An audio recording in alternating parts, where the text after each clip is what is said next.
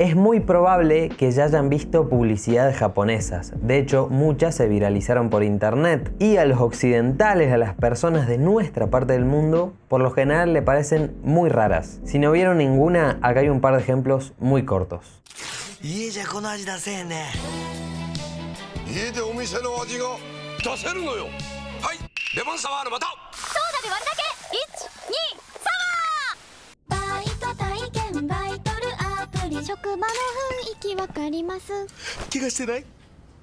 Bueno, pero ¿por qué es tan rara? ¿Cuáles son los condimentos que la hacen única y por qué sigue siendo así? ¿Funciona? Bueno, esas son algunas de las preguntas que voy a intentar responder en este video, pero para llegar a eso hay que entender un par de cosas antes. ¿Qué onda la publicidad general? ¿Cómo funciona? Bueno, en Occidente es común encontrar publicidades que representen una utopía. Una utopía es algo que es difícil de alcanzar, un ideal, digámoslo en palabras simples. Muchas publicidades, obviamente audiovisuales, se construyen sobre este carácter utópico. Formulan una situación que a nivel inconsciente al espectador o al consumidor le genera deseo, ganas de imitar justamente eso. Y sin que nos demos cuenta, ese deseo se vincula directamente con el producto. Obviamente este deseo puede afectar o no a la persona dependiendo de sus experiencias, proyectos de vida, etc. Pero en general en una sociedad suelen ser los mismos. Es el típico ejemplo de una publicidad de cerveza en el que el chabón se quiere levantar una minita o viceversa.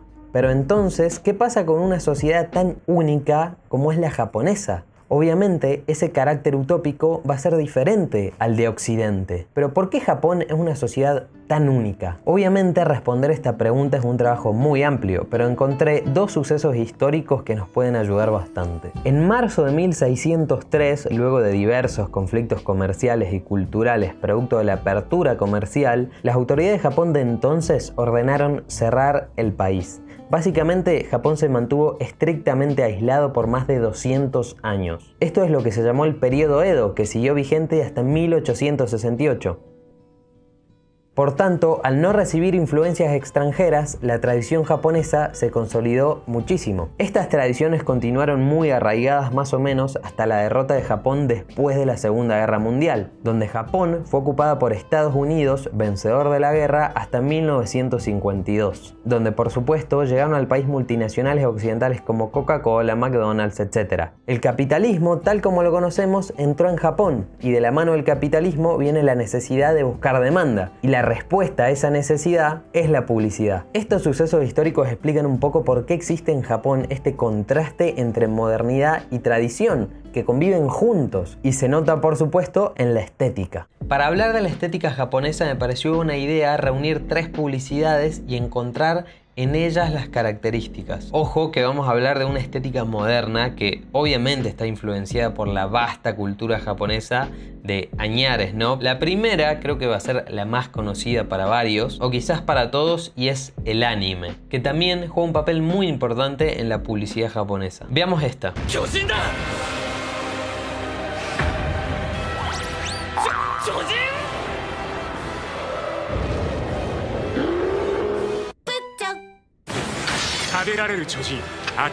Más allá de la estética, la publicidad japonesa también aprovecha el mismo contenido del anime para traducirlo en publicidad, y de ese modo consigue un contacto más directo con los seguidores de ese contenido. Si se fijan, es una publicidad de caramelitos, mentas, realmente no sé qué es, pero poco tiene que ver con un anime de acción como es El Ataque de los Titanes, que así se llama en español, ¿no? Y estéticamente el anime es muy conocido, muchos de nosotros lo conocemos, pero básicamente se enfoca en crear personajes con proporciones relativamente reales, digamos, acordes a las proporciones de nuestra realidad, y a la vez un entorno que sea fácilmente reconocible, no es algo caricaturizado. Pero el énfasis y justamente esta parte caricaturesca se pone en el rostro, en las expresiones de los personajes, también con ojos grandes. Bueno, justamente los ojos son la parte más expresiva de una persona. Y a la vez añade para crear vestuarios y peinados también igualmente exagerados, coloridos, excéntricos. Pasemos a la otra que también es bastante conocida, que es la estética kawaii. Veamos esta. Bueno, esta es como una banda de idols japoneses, como si fuese una girl band. Bueno, bastante popular, digamos. Y esto, por si no se dieron cuenta, es una publicidad de computadoras. Bueno, al margen de todo, me parece muy interesante la elección de los colores, que bueno, obviamente tiene que ver con el logo, pero se traduce muy bien en el vestuario, en el entorno, que es bueno este contraste entre el negro y el amarillo.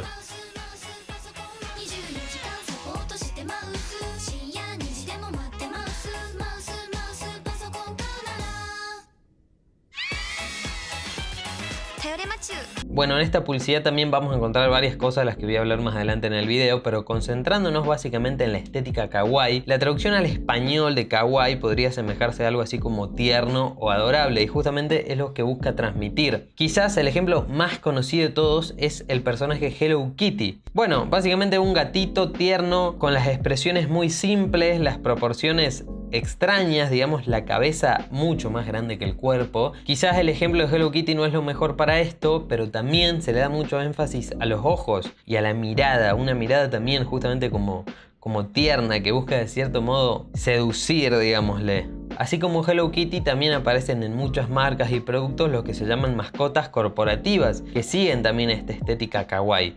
Pero bueno, esta publicidad nada que ver, digamos, no tiene ni mascotas corporativas ni nada de eso. Bueno, lo kawaii, la estética kawaii, también se le atribuye a este tipo de cosas, que además son muy comunes inclusive en la cultura japonesa en general, que bueno, son chicas jóvenes con rasgos aniñados que también producen cierta ternura por la forma de cantar, por la forma en la que bailan, bueno, la forma en que justamente caminan y corren, también se asemeja a esto de lo adorable, digamos. La vestimenta, bueno, también ni hablar, en este caso, bueno, las orejitas que tiene cada una en la cabeza. Y bueno, por último está la estética kokuminsei, que básicamente la palabra kokuminsei tiene que ver con algo así como carácter nacional. Veamos esta.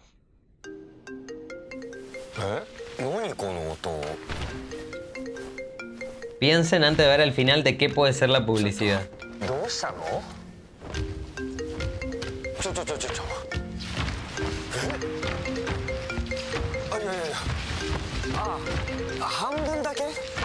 iPhone 10, iPhone 8, au wa hangaku da.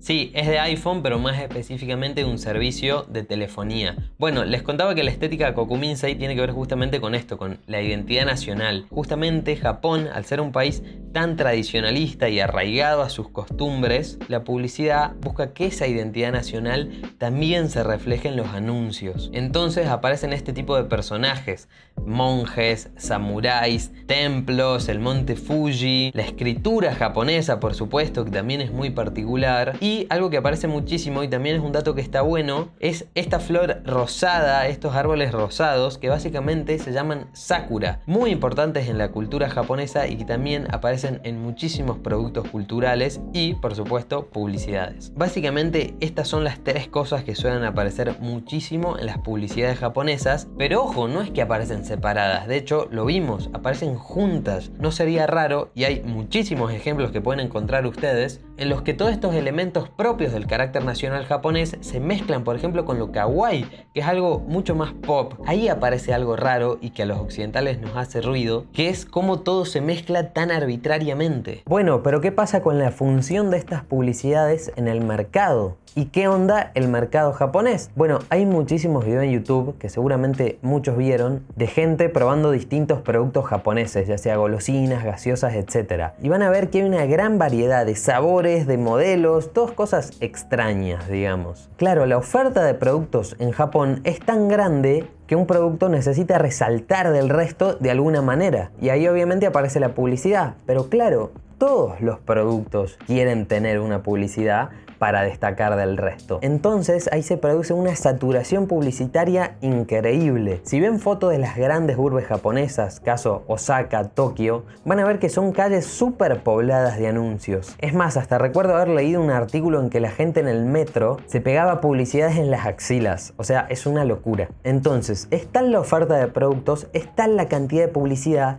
que de algún modo tienen que destacar del resto. Y según se ve, se encontró una fórmula que parece que funciona. Igualmente hay que destacar otro factor. ¿Quién hace estas publicidades? Bueno, la encargada en la mayoría de los casos es una agencia publicitaria que se llama Dentsu, que en realidad con el tiempo también se convirtió en un gran conglomerado de medios. Básicamente es una empresa que controla gran parte de la industria de los medios masivos de comunicación en Japón. Y esta empresa no es ninguna boluda, se dio cuenta de algo, que podía hacer que sus mismas publicidades fueran un entretenimiento en sí, como tal. Entonces, no solo ofrecen un producto, sino que también son un producto en sí mismo. Una de sus principales funciones es entretener. ¿Y cómo lo hace? Bueno, acá hay un par de ejemplos. Un dato particular que vale la pena destacar es que en Japón, en el año 2008, un 50% de las publicidades tenían celebridades, ya sea extranjeras o justamente estos idols japoneses. Si buscan en YouTube pueden encontrar un montón de recopilatorios con publicidades japonesas, justamente con celebridades de Estados Unidos. Pero dejando un poquito de lado justamente las celebridades extranjeras, muchos de los actores que aparecen en publicidades japonesas después se terminan volviendo grandes celebridades ahí. Si se fijan, en muchas de las que vimos requiere de mucha capacidad, de mucho talento, bailar, cantar y obviamente estar dentro de un estándar de belleza, o sea, todos los condimentos para ser una celebridad. Veamos esto por encima mientras les comento algo. Bueno, como ven, esto es una publicidad de chicles y hay muchísimas. De hecho, esto es un video en YouTube que dura cerca de 7 minutos y es la misma melodía, prácticamente la misma letra, la misma canción, con coreografías parecidas. Y se hicieron muchísimas, pero muchísimas. Y ojo al dato, hay un montón de videos por redes sociales y lo pueden buscar en YouTube como Lotte Fits Dance, de gente de todas partes del mundo imitando la coreografía. Ahí aparece justamente lo que le contaba, el entretenimiento, cómo principalmente los consumidores japoneses entienden la publicidad como eso, otra forma de entretenerse, otro producto en sí mismo. Muchas veces, y en realidad en la mayoría de los casos, se recurre a la música como un elemento clave en cada publicidad. No solo se conforma con ser un acompañamiento, sino que va más allá. En muchos casos es la esencia de la publicidad. A diferencia de la publicidad occidental, la que nosotros estamos acostumbrados a ver, donde a través de los anuncios se busca mostrar las características del producto, resaltar sus cualidades, transmitir información al fin y al cabo de una forma u otra, por contrario, la publicidad japonesa busca destacar en la emoción, generarle un sentimiento al consumidor que lo vincule directamente con el producto. Esto es lo que se llama la publicidad soft sell, donde la emoción destaca por sobre lo racional. No importa el producto tangible o la utilidad de vender, sino generarle al espectador sensaciones de una forma mucho más abstracta. Bueno, nada, hasta acá el video, espero que lo hayan disfrutado y haya podido responder las preguntas iniciales. Me pareció interesante hacer esto porque vi muchísimos videos de gente reaccionando a publicidades japonesas y siempre me pregunté el por qué. A partir de ahí, bueno, hice toda esta investigación y bueno, a los más curiosos, como siempre, les dejo un par de artículos muy interesantes en la descripción donde pueden indagar un poquito más. Dentro de poco voy a hacer un video reaccionando a una serie de publicidades japonesas que vi muy por encima y me pareció increíble y por supuesto muy rara. Así que estén atentos y suscríbanse al canal si no lo están para saber cuándo llega. Y bueno, nada, muchísimas gracias por ver. Nos vemos.